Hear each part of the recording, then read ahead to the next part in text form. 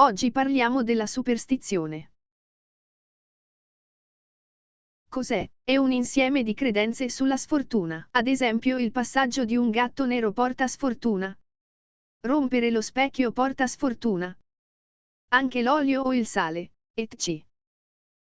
Tante persone dichiarano di non credere a queste cose, ma quando succede di far cadere o rompere qualcosa distinto c'è il pensiero della sfortuna. Il motivo è da attribuire alla radicazione di tradizioni familiari che ci hanno sempre messo in guardia, in modo ripetitivo, da queste azioni così da farci assimilare queste credenze. Ma qual è l'origine delle superstizioni? Si parla di tempi antichissimi, una volta non c'era la scienza, non c'era l'istruzione e le persone non erano a conoscenza di molte cose. Ad esempio, se vedevano i temporali o sentivano i tuoni o vedevano un'eclissi si chiedevano cosa fossero e quindi si costruivano la convinzione che fosse presente qualcosa di soprannaturale, qualcosa di superiore che voleva vendicarsi di noi umani. Come difendersi da queste maledizioni? C'era chi improvvisava con una zamponiglio, lancio di una moneta o con altro, tramandandoli così nella storia fino ad adesso. Ora vediamo quali sono le superstizioni. Sapete bene che in un posto chiuso l'ombrello non si deve mai aprire, perché può causare invidie, rancori, litigi tra familiari o morte improvvisa. Ma perché si dice così? Ci sono diversi motivi. Nel Medioevo l'ombrello nero veniva usato dai preti per estrema unzione ai malati in punto di morte e con esso coprivano la loro testa, quindi quando si vedeva in giro l'ombrello era solo per occasione di morte. Un altro motivo invece riguardava le case delle persone povere. Avendo un tetto difettoso e pieno di buchi durante la pioggia si riparavano con un ombrello.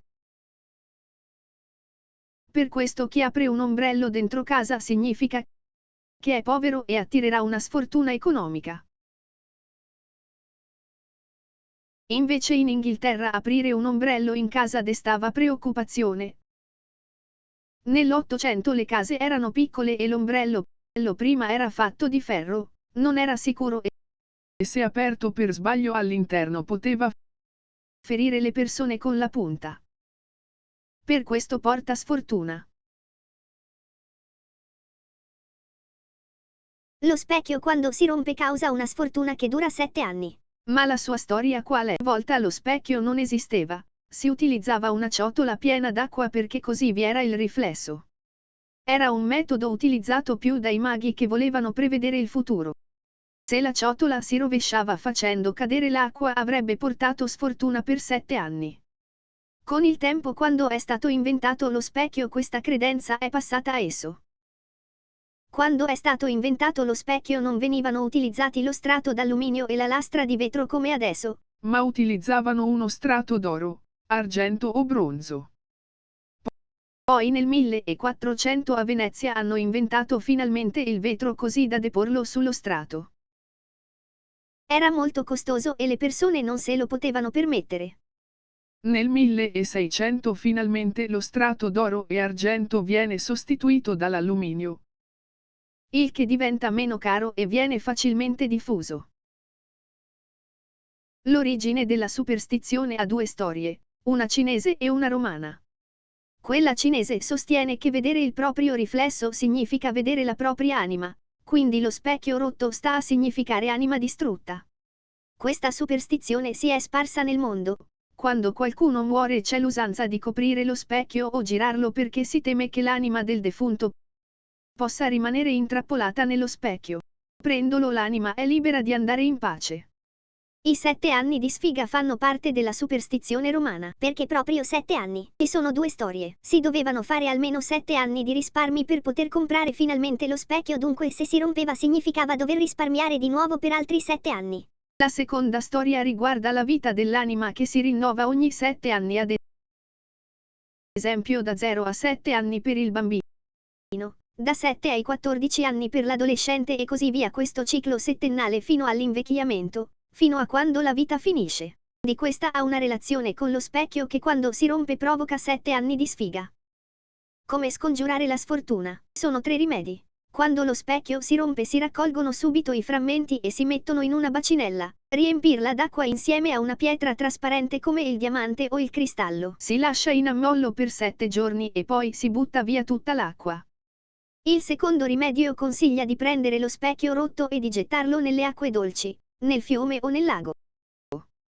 Il terzo rimedio è prendere uno dei pezzi dello specchio, andare al cimitero e con esso toccare una lapide qualsiasi, per poi ridurlo in polvere. In questo modo ci si può salvare dalla sfortuna.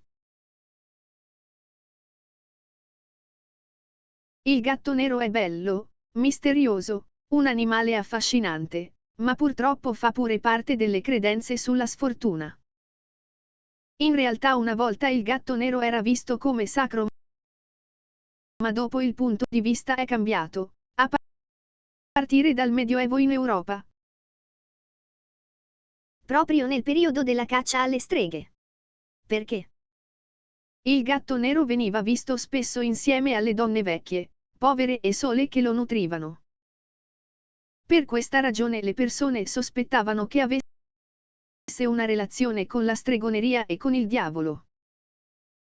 Questo perché il gatto ha tante capacità. Ad esempio può cadere da diversi metri e non si fa male, da qui il detto che abbia tante vite. Vedere nel buio e ad orientarsi, con il mantello nero può camuffarsi nel buio. Tutto questo faceva insospettire le persone e credevano che le streghe potessero trasformarsi in un gatto. A causa di questo pregiudizio tante donne innocenti finirono al rogo insieme al gatto. Questa paura provocò quindi il pensiero della sfortuna. Questo è uno. C'è un secondo motivo inerente alla sfortuna. Un tempo la macchina non esisteva, come si viaggiava? In una carrozza trainata da cavalli. Nel buio poteva capitare che il gatto nero passasse all'improvviso e con gli occhi luminosi faceva spaventare il cavallo, mettendo in agitazione passeggeri, cocchieri e le persone che si trovavano vicino.